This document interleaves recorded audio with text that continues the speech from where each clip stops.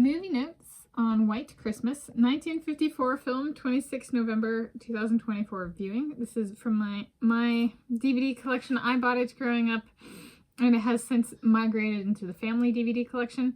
Growing up, this was my favorite, still is, but I've even done that video on that before, I filmed it in 2020 and published it 2021 or something like that.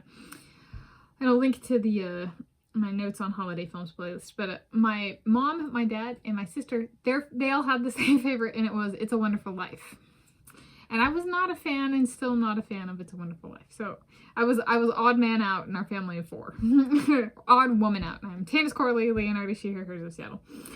And so my description for this viewing is it's a fiction film about two male entertainers who served in the United States of America Army together during World War II, who end up going to Vermont for Christmas with two female entertainers and putting on a big production to honor one of their shared higher-ups from their time in the Army. Yes. And so it's a musical.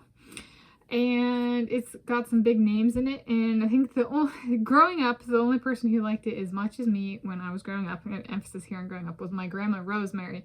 And there's a Rosemary Clooney in here, so my sister, is like, you can't do that. She's like, yeah, I can. I was like, and I liked it more. And so there we go. So it does cover a little on like military dynamics, but then also like life as a veteran after, right?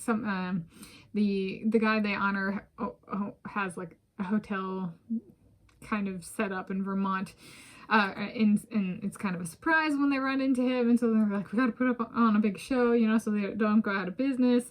But it's also about honoring him with what they can, which they went into entertainment after their time in the Army, but then they also like fall in love with these two female entertainers. And this is one, this is a pride curation one for me, because there's this scene in here where like I kind of always knew I wasn't normal, so to speak, in like the sexual orientation category. But there's a scene here where like the two male entertainers helping the two female entertainers escape, and so they dress up. They kind of cross-dress as these two women who are sisters, and so they're like out there, and they're men, and they have big fans, and like look all pretty, and they're like, sisters, never were there such devoted sisters, but they're men.